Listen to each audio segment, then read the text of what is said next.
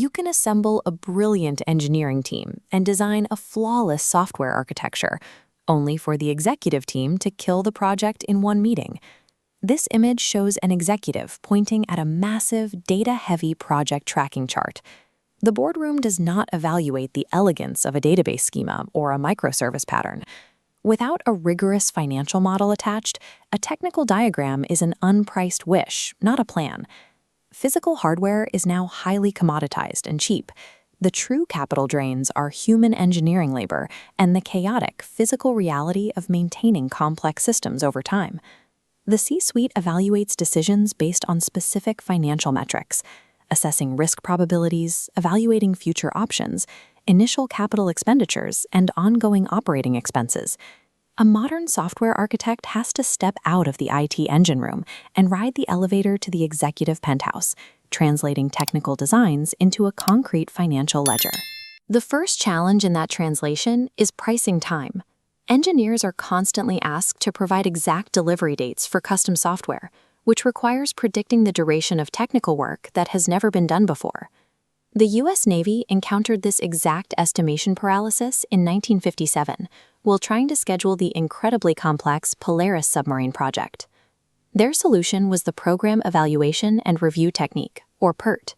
It requires 3 distinct data points: an optimistic, a pessimistic, and a most likely estimate. The math adds the extremes to 4 times the most likely estimate, dividing by 6 to absorb technical unpredictability. This shifts the entire boardroom conversation. The architect stops offering padded defensive guesses and starts presenting a mathematically defensible risk probability.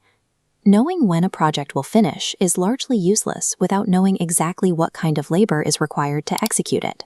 Architects cannot secure funding by asking for a lump sum of generic man-days. They must estimate and purchase specific engineering capabilities. Organizations structure this labor using frameworks like team topologies, which maps different types of engineering work directly to business value. This diagram shows an organizational operating model. At the bottom is the foundational layer, platform teams, responsible for building core infrastructure and automation tools. At the top is application engineering. These stream-aligned squads consume the platform layer to quickly deliver features to the end user. Presenting a matrix like this allows executives to see exactly what specific engineering capabilities they are purchasing and for which phase of the development lifecycle. Even with time and labor priced, projects fall into a massive financial trap when they treat the launch date as the finish line. Initial development is a build cost, categorized as a capital expenditure, or CapEx. But keeping the software functional requires ongoing operating expenditure, or OpEx. The design and deployment phases, often called Day 0 and Day 1, represent only 30 to 50% of a system's total cost of ownership. The vast majority of the expense falls into Day 2 operations. This is the continuous post-deployment financial burden that dictates the system's actual lifespan. Day 2 practically consists of relentless cloud computing consumption, continuous observability tools, and FinOps governance to manage recurring infrastructure bills. True architectural design must inherently constrain these long-term Day 2 costs. If it doesn't, the system will eventually collapse under its own operational weight. By combining PERT time estimates, strategic labor topologies, and Day 2 operational models, you create a complete architectural ledger. The architect's role sheds.